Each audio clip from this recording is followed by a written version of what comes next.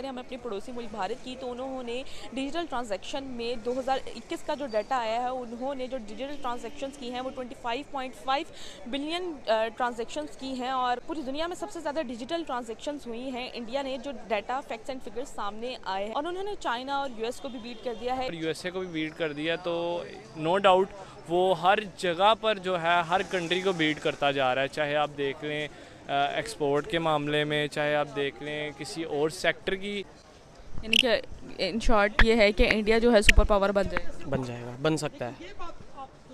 है, बिल्कुल बन सकता है। कि जो मेंटालिटी है इंडियंस की वो बहुत स्ट्रांग है और वो लोग पढ़े लिखे भी बहुत है और स्टडीज़ पे भी जो है उनका अच्छा खासा रुझान है, जिसकी बेसिक सबसे बड़ी चीज़ ये है कि उनकी पढ़ाई की तरफ अपने बच्चों के लिए स्कूलिंग और फिर ये सब कुछ, उसकी वजह से जो है ना उनकी ये सारी तरक्याती मामला जो है वो ऊपर जा रहे हैं। नहीं, अगर आप डिजिटल की बात करें, हम कहाँ पर स्टैंड कर रहे हैं, हम तो बहुत पीछे हैं अभी। हम तो अगर आप बात करें ना कि पेमेंट्स को गायब करने में हम कहाँ पर हैं, तो वो हमारे जो ऊपर हुक्मरान बैठे हुए हैं ना, हुक्मरान जो बैठे हुए हैं ना, वो इस टाइम पहले नंबर पे हैं। साथियों, ये बहुत ही ज़्यादा चौंकाने वाली न्यूज़ है और वो इसलिए है कि अगर हम अमेरिका को देखें तो अमेरिका में जो है वो डिजिटली पेमेंट करना ये एक कल्चर है, वहाँ पे लोग करते हैं। चलो, अमेरिका की आबादी कम है, चाइना की आबादी भी ज़्यादा है और चाइना में भी आप देखो नॉर्मल, बल्कि इंडिया में आप देखो तो पेटीएम हो गया और स्नैपडील, ये सब लोग जब वहाँ पे इनके फाउंडर वहाँ गए थे, वहाँ से सीख करके आए थे कि कैसे जो है वो नॉर्मल हमको पेमेंट मेथड को डिजिटलाइज करना है। वहाँ पे भी इतना ज़्यादा डिजिटल पेमेंट होता है, उसके बावजूद भी हिंदुस्तान में अगर आप देखो, हिंदुस्तान में काफ़ी कम होता है। हिंदुस्तान में बहुत ज़्यादा डिजिटल पेमेंट हो सकता है, उसके बाद भी अगर हिंदुस्तान नंबर 1 है, तो इससे आप समझ सकते हैं कि यहाँ पे एक चीज़ समझ में आई कि लोगों की परचेजिंग पावर कितनी ज़्यादा है। बहरहाल पूरी चीज़ के उधर हम चलते हैं, आप चैनल को सब्सक्राइब करके बेल आइकन दबा लें। प्रोग्राम का बेसिकली सवाल ये है कि अगर बात करें हम डिजिटल ट्रांजैक्शंस के मामले में, तो बेसिकली आपको पता है कि रिसेंटली जो डाटा फैक्ट्स एंड फिगर्स आए हैं इन 2021 का, तो इंडिया ने डिजिटल ट्रांजैक्शंस जो की हैं, डिजिटल पेमेंट्स जो की हैं 25.5 बिलियन की हैं, 25.5 बिलियन की हैं।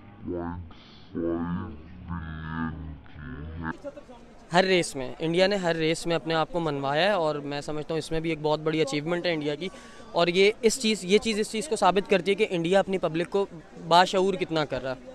उन्हें उसने इतना शऊर दे दिया है कि अब वो लोग कैश के मोहताज नहीं रहे हैं। मतलब इवन कोई चाय वाला है या कोई धोबी है या कोई भी है, इस तरह की कोई छोटा शॉपकीपर भी है, इवन वो भी ऑनलाइन ट्रांजैक्शन अगर कर रहा है, तो ये चीज़ इस चीज़ को साबित करती है कि यहाँ के इंडिया के जो लोग हैं वो लोग काफ़ी हद तक एडवांस हो चुके हैं और इस चीज़ को समझ चुके हैं। और इससे इंडिया की आबादी को एक लम्हे के लिए कंपैरिजन करके जानने की कोशिश करें कि टोटल दुनिया की आबादी जो है वो 7 अरब है, ठीक हो गया। और अगर आप इंडिया और चाइना को ले लें तो वो आधी पॉपुलेशन है होल ऑफ दी वर्ल्ड। तो आपको उनका एक स्लोगन पता है, डिजिटल इंडिया, यानी कि डिजिटल इंडिया, क्योंकि आपको पता है वो दिन ब दिन तरक्की की तरफ जाता जा रहा है। अब टेक्नोलॉजी जितनी वो ला रहा है इंडिया में, मतलब कि टेक्नोलॉजी को वो इतना एक्सपैंड कर रहा है अपनी कंट्री में कि वो यूके, यूएसए, कनाडा वगैरह को बीट करने के चक्कर में है, चाइना को भी बीट करने के चक्कर में है, कर चुका है एक तरह का। लेकिन अभी आपको पता है वो फास्टेस्ट ग्रोइंग कंट्री है इंडिया, यूएसए को भी बीट कर दिया, तो नो डाउट वो हर जगह पर जो है हर कंट्री को बीट करता जा रहा है। चाहे आप देख लें एक्सपोर्ट के मामले में, चाहे आप देख लें किसी और सेक्टर की क्या कहते हैं तरक्की के मामले में, क्योंकि उनका आईटी सेक्टर ही इतना अच्छा हो गया है कि उनको तो इस टाइम पकड़ना बहुत मुश्किल है।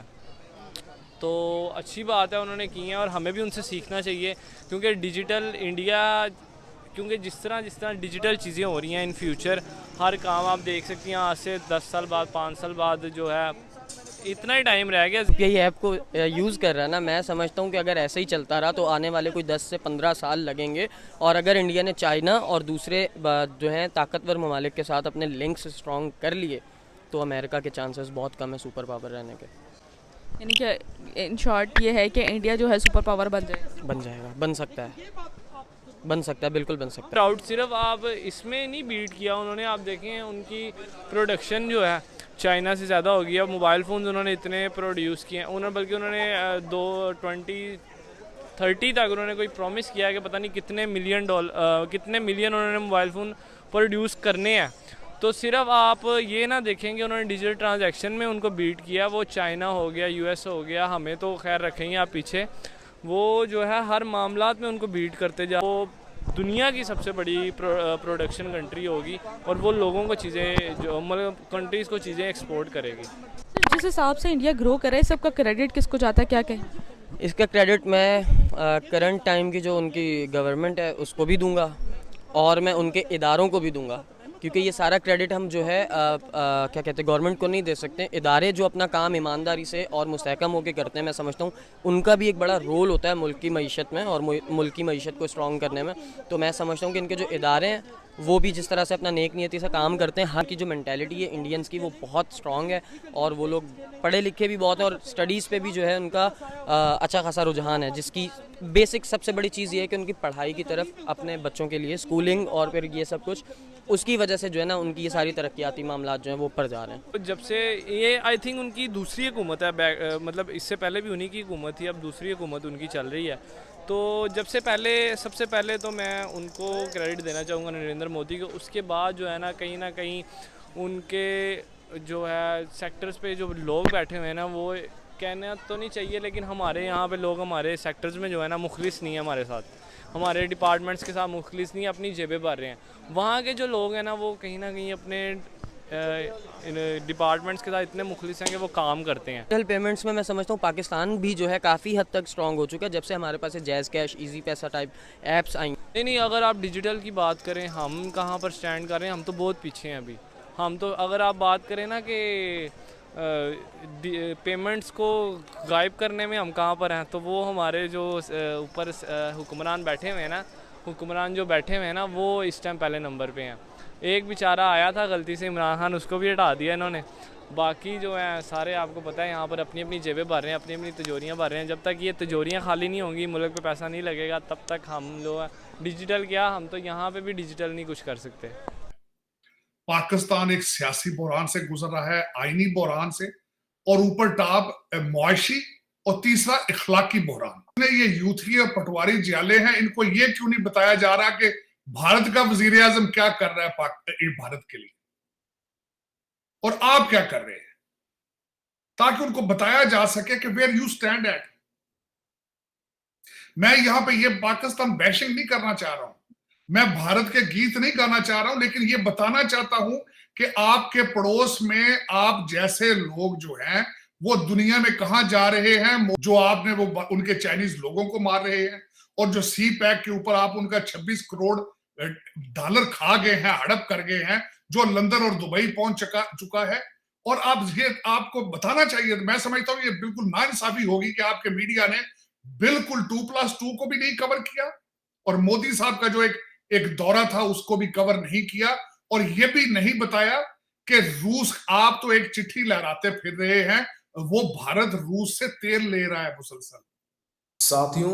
इंडिया इस चीज़ में डिजिटल पेमेंट के मामले में नंबर 1 पे पहुंचा।